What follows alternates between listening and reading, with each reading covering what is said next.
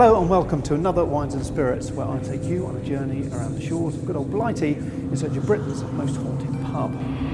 For our first pub tonight, we take you to the outskirts of Wigan, to a place that boasts poltergeists, whispering voices, an old lady and a 7-foot former landlord. This is the White Lion.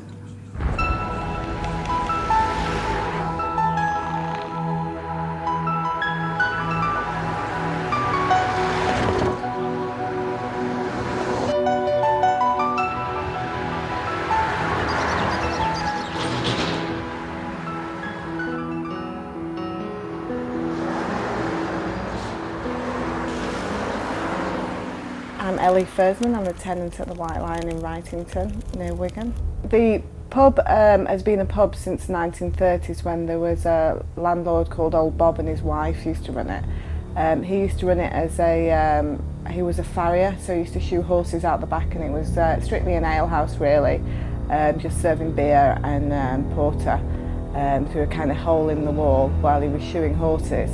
Many of the customers report coming in when they were kind of kids, and he used to spit in the fire and things like that. He was about 7 foot tall and had hands the size of mallets, I think is how the story goes. And then he retired in the 1970s, and that's when they converted the pub and added the 2 weavers' cottages at the side, and that's really where the ghosts come from. There was an old lady living there who died. And there's reports of rapid temperature changes, objects flying off windowsills, glasses flying off shelves, and we have had an expert come round who has reported these things scientifically, apparently.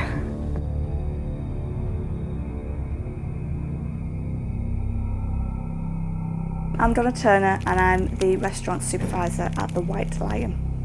Well, a few things that's happened in this pub is basically I've been sat in the bar folding napkins, and I've heard like a woman's voice, like a whisper, and I thought, oh, there's somebody in the restaurant, I better go and see if they want any drinks or anything. And I've gone in and there's been nobody there, and it's happened on a few occasions, and I've looked in the toilets, I've looked everywhere around, and there's been nobody there. Also, I've been at the bar again, folding napkins again, or been cleaning, and this only happened a couple of days ago. I thought my boss, when I've been hoovering, I thought my boss had come down and was making a cup of tea, because there's a coffee machine around the corner, and you can hear it whirring, and you can hear the cups rattling and stuff, and the cupboard opening and closing.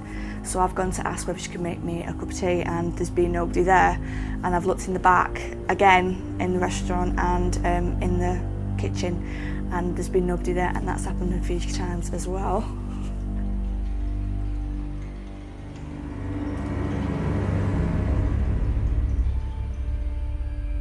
I have never heard of any activity before Old Bob left in the 1970s, so I think it probably does stem from the cottages, but I think if you probably could talk to the locals, that I don't know whether there was anything before that. I mean, he was here for about 45 years, so, and I think before that it was probably residential, mainly residential, the building. So I'm not really sure if there was activity, but yeah, I think it mainly stems from the cottages.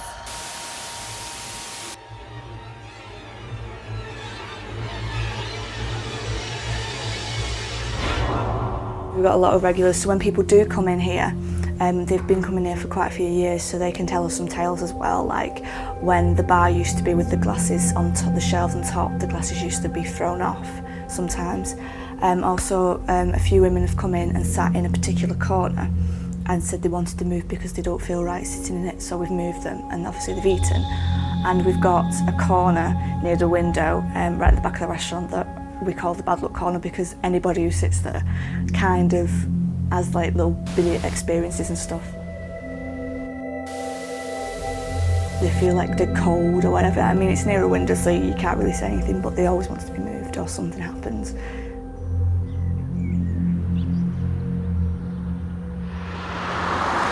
I don't think any of the customers get spooked out from being in the pub.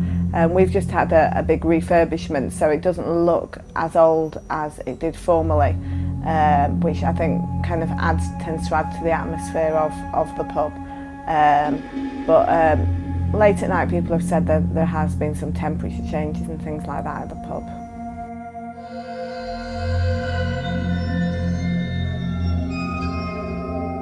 Other people that have experienced things is our chef.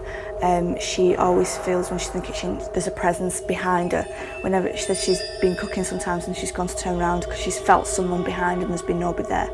And also she's got quite big bad luck because when she comes into the bar sometimes, 2-3 times, a glass is smashed, like near her. She always says she feels something. Whenever she starts wandering around, she can feel someone following her.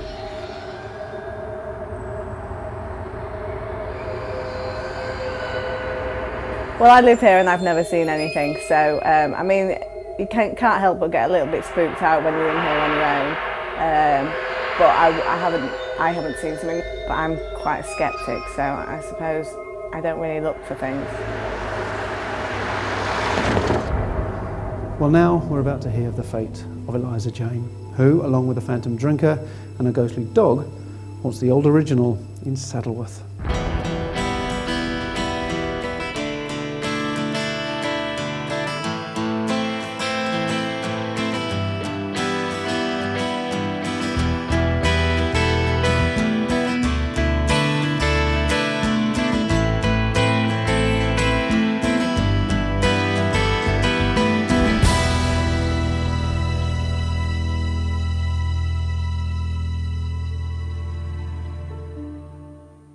My name's Tom Harrop, licensee, manager.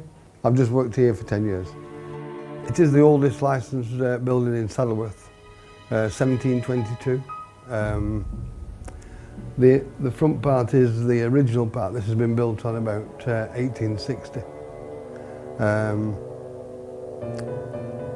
It used to be used for the quarry people up at the quarry.